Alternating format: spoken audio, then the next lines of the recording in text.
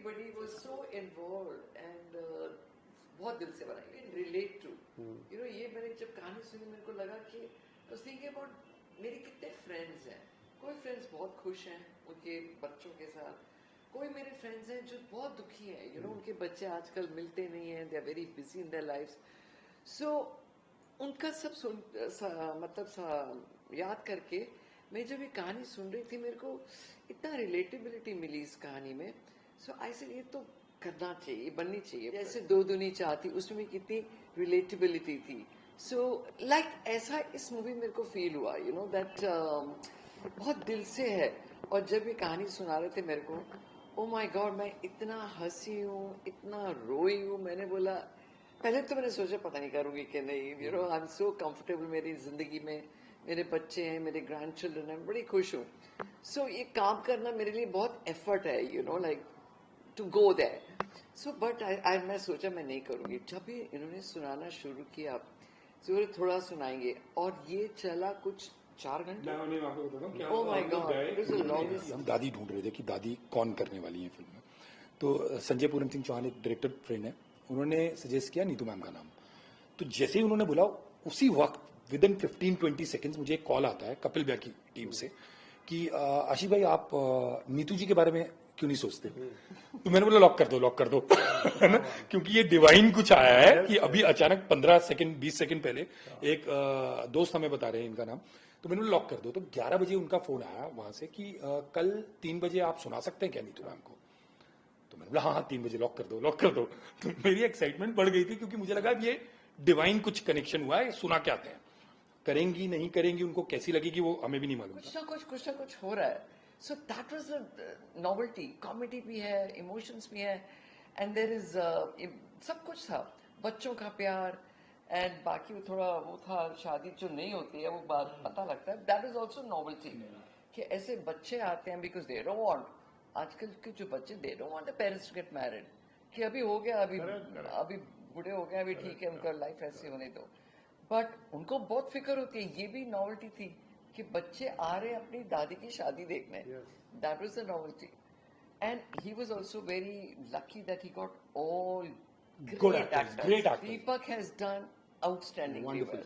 I mean, I didn't know Deepak when I met him. इनकी तो 15 second में casting हुई थी. इनका ऑडिशन था, एक ही ऑडिशन पे एक ही एक्टर हैं जो ओके हुए थे. आज की जनरेशन में कहाँ गड़बड़ हो रही है पेरेंट्स के साथ रिश्तों को निभाने में. अनफॉर्चुनेटली मेरे पेरेंट्स इस दुनिया में नहीं है. I lost my father when I was 8 years old, and I lost my mother just few years back, almost 6-7 years back. तो ये जब कहानी मुझे सुनाई आशीष ने, आई कुड रिलेट इमीडिएटली. मतलब मेरा जो खासकर किरदार है इसमें, जीवन आहूजा उसका नाम है. तो मैं मिलते ही इनको ये कहा था कहानी सुनते ही कि जीवन आहूजा जो है वो हर किसी के अंदर है. हम सभी कहीं ना कहीं दोषी हैं, है ना. हम जिस तरह से माता पिता का ध्यान या प्यार करना चाहिए या रिस्पॉन्सिबिलिटी निभानी चाहिए, उस तरह से शायद नहीं निभा. जो भी बोलता है कि नहीं मैं तो बिल्कुल श्रवण कुमार हूं ही, माफ कीजिएगा, वो झूठ बोलता है ना. हम आजकल बनाने में कुछ रुकावटें आती रही, सालों साल चलता रहा. ये कपिल जी बिगनिंग से थे साथ में. मैं हमेशा कहा करता था, इवन बंटी जी, साहिल, जो हम साथ में लिख रहे थे 3 लोग, कि हम सबसे ज्यादा रिलेटेबल जो कैरेक्टर हम लोगों के लिए वो जीवन है. हम सबके अंदर कहीं ना कहीं एक जीवन है कि इंटेंशनली हम, कोई भी बच्चा ये नहीं चाहता होगा कभी कि अपने माँ बाप को इंपॉर्टेंस ना दे. लेकिन जो जिंदगी की जद्दोजहद जो है, जो आपकी भागदौड़, जो आपकी एस्पिरेशंस, जो आपके ड्रीम्स, उसको चेस करते करते ना कभी कभी हम इतना भागने लगते हैं ना कि आसपास सब कुछ आउट फोकस दिखने लगता है. बोलते हैं ना जब तेज भाग रहे हैं आप, तो वो उस आउट फोकस में ना जो आपको ब्लर दिख रहा है, उसी में कहीं ना कहीं आपके माँ बाप भी छूट जाए. सर मेरी ये लिखने के बाद की एक स्टोरी मैं आपको बताता हूँ. मेरे पिताजी का देहांत हुआ 2022 में. मेरी उनके साथ लास्ट जो मीटिंग थी, जब मैं लास्ट आखिरी वक्त में उनसे मिला, बहुत हेल्दी थे. मेरे बेटे के साथ डांस किया उन्होंने, हम मंदिर गए, वापस आए. वो लास्ट गुड बाय था एक तरीके से. जब उनकी डेथ हुई, हम फ्यूनरल से वापस आए घर पर. 3 दिन गुजर गए थे. एक दिन मैं घर में बैठा था और मेरी मम्मी मुझे देखती है, मुझे बोलती है कि पापा तेरे यहीं बैठकर तेरे फोन का इंतजार करते थे हर संडे को आशीष. तो मैंने बोला इंतजार क्यों करते थे, फोन क्यों नहीं कर लेते थे? तो बोलते नहीं, उनको लगता था कि कहीं तू शायद बिजी होगा तो कहीं डिस्टर्ब ना करते हैं। That's exactly. That's how every parent feels. वो दिन था जिस दिन, हालांकि उनकी हार्ट अटैक से डेथ हुई थी, तो हम सब लोगों के लिए झटका था, लेकिन मैं 3 दिन रोया नहीं था। उस दिन मैं बहुत ज्यादा रोया कि हम लोग ये कहानी लिख चुके थे, उसके बाद भी शायद कहीं ना कहीं मैं कुछ अति से ऊपर जीवन आहूजा हो गया था। कहाँ रहते थे? शिमला में रहते थे, अच्छा, शिमला। हमने शूट भी शिमला में किया सर। हाँ, इसीलिए आप शिमला इतना सुंदर बताया है। वो मुझे कहीं ना कहीं वो एक अपॉर्चुनिटी मिल गई कि मम्मी ने देख लिया शिमला जाएं। और माँ ने देख लिया, वो रह पाई। इतना खूबसूरत शिमला मुझे लगता है हिंदी सिनेमा में कभी नहीं दिखाया गया। नीतू जी की परफॉर्मेंस में मुझे सबसे अच्छी जो चीज ये लगी ना इस पूरी फिल्म में नीतू जी, कि हमने कहीं भी ना इन्होंने बेचारी पोर्ट्रे नहीं किया। हम नहीं चाहते कि माता पिता बेचारे लगे, माता पिता बेचारे कभी नहीं हो सकते, है ना। वो बहुत स्ट्रांग है जिन्होंने आपको पाल पोस के बड़ा किया, एक लायक बनाया, तो बेचारे तो नहीं है। 3 बच्चे जिसने पैदा किए हुए हैं, हाँ, 3 बच्चे तो पैदा किए हुए हैं, उन बाहर 3 काम बच्चों करने को पाल पोस के बड़ा करके बाहर काम करने भेजा है जिस माँ ने, वो बेचारी नहीं है ना। तो उसको बड़ी थिन लाइन पे होता है ये, मतलब आप किसी भी एक्टर से आप पूछेंगे परफॉर्मेंस के टाइम पे, डायरेक्टर ने अगर नरेट किया, वो इतनी थिन लाइन पे होता है क्योंकि हल्का सा इधर कर दिया तो बेचारी हो जाएगी, हल्का सा इधर कर दिया तो वो ऊपर हो जाएगी, वो उस पर आपको सिंपैथी भी नहीं आएगी और आपको लगेगा यार ये तो गलत ही है माँ। तो उस थिन लाइन पे थ्रू आउट द फिल्म 2.5 घंटे की शिकायत नहीं और वो की। रोंदू भी नहीं है। रोंदू नहीं है। हाँ, हमने कहीं भी उनसे शिकायत नहीं She's करवाई है not इस बात crying. की। Correct. She's just watching. ये और क्या जब मेरे एक बच्चे बन सीधा- गए हैं। जब एक सीधा साधा शरीफ बच्चा कोई धमकी दे रहा होता है, तो कौन सा डायलॉग था वो? जीवन ओ जी हाँ, जीवन ले भी सकता था। वो बड़ा पॉपुलर हो जिसने गया। कभी क्राइम ना किया और उसको धमकी देनी पड़ी, हाँ, तो तो क्या वो जीवन नाम है किरदार का, तो वो जीवन नाम है मेरा, और ये जीवन अपने परिवार की इज्जत बचाने के लिए अपना जीवन दे भी सकता है और किसी का जीवन ले भी सकता है। तो क्या है ना, वो देखो इनका वो भी बनाया हुआ इनोसेंसी है कहीं ना कहीं। यस कैरेक्टर्स क्योंकि हम लोगों को ना वो जरूरी था कि बच्चे अगर रिलेटेबल नहीं है, और अगर फिल्मी जीवन में- फिल्मी नहीं है, ये नहीं कि खराब बेटा है और खराब वो बेटी नहीं। है। It's very real, like he is him. Yeah. और रिधिमा भी आती है तो उसका लगता है कि वो प्रैक्टिकल बात करती है। उसके डिवोर्स हो रहा है, उसको पैसे चाहिए और बोलते हैं कि बस अभी कर दो अपना, बाद में प्रॉब्लम आएगी, सो आप कर दो। She is also not a bad person, correct. But everybody is positive, but सबके रिधिमा तो मतलब सरप्राइज पैकेज है अभी। मैं उसके लिए तो आपने तो देखी है फिल्म, जिन्होंने नहीं भी देखी है तो उनको तुरंत जाके रिधिमा के लिए देख लेनी चाहिए एटलीस्ट। कि मतलब जिसका डेब्यू है, जो पहली बार कर रही है, और मतलब कोई भी सीजन्ड एक्टर क्या करेगा जो रिधिमा मैम ने एज perform एक्टर आपने पहले भी बहुत आउटडोर करे हैं। हाँ जी। आप पूरा फैमिली, बच्चे, दादी भी बन गए रियल लाइफ में, और अब आप आउटडोर के लिए जा रही शिमला। रिधिमा के रहने से कितना सपोर्ट रहा आपको? सपोर्ट मतलब वी एंजॉयड, हम लोग को बहुत मजा आया। एक ही वो घर में रहते थे, मैं अपना कुक ले गई थी, सो इट वाज लाइक हम लोग बॉम्बे में ही रह रहे हैं। सो हमारे वैसे हम लोग बातचीत होती थी हमारी। सो वो एक बोरियत नहीं हुई, जैसे होता है ना कि शूटिंग करके आओ then you are alone in the room. यहाँ पे रिधिमा थी, हम लोग वैसे हमारी बातचीत होती थी, मेरा कुक भी था साथ में, तो हमारे खाने भी वैसे ही बन रहे थे। सो और सेट पे भी ना एक बात बहुत अच्छी थी कि यहाँ पे वैनिटी वैन्स नहीं थे, बिकॉज पहाड़ पे शूटिंग थी, तो वैनिटी वैन्स जा नहीं सकती थी।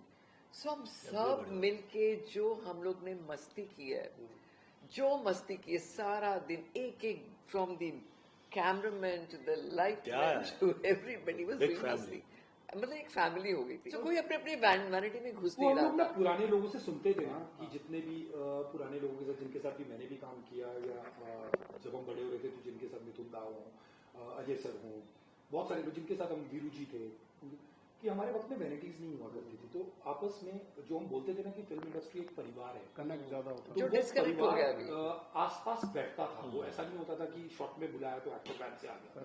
वो कहीं ना कहीं पहाड़ इकलौती वजह नहीं थी वैनिटी वैन रखने ना रखने की। अच्छा, ये भी एक वजह थी कि मैं चाहता था कि परिवार के साथ ना हम लोगों की इंटरनली जब डिस्कशन, कि हम चाहते थे कि सब लोग साथ में बैठे। मैंने नीतू मैम को बोला भी था जब हम पहली बार में, मैम जब इन्होंने हाँ बोल दिया था फिल्म के लिए, कि मैं थोड़ा सा ओल्ड स्कूल हूँ, I just want to try that old school film making in this, कि क्योंकि परिवार की फिल्म है, तो मैं चाहता हूँ कि यूनिट में चाहे वो स्पॉट बॉय हो, लाइटमैन हो, और आप मानोगे नहीं सर, लाइटमैन लोगों ने, स्पॉट बॉयज ने, और जो जिनका मेहनत का काम होता है, हम लोग तो शॉट के बीच में एक्टर्स हम आते हैं, उसके बाद में हम मस्ती करने लगते हैं। उन लोगों को जब हम मस्ती भी कर रहे हैं तब भी उनको काम करना है। वो 1 घंटा पहले, 2 घंटा पहले आते हैं, 2 घंटा बाद हम लोगों की जाते हैं। बट मैं रोज सुबह आता था, मैं उनसे पूछता था कि मजा आ रहा है, थक तो नहीं गए, छुट्टी कर लेंगे।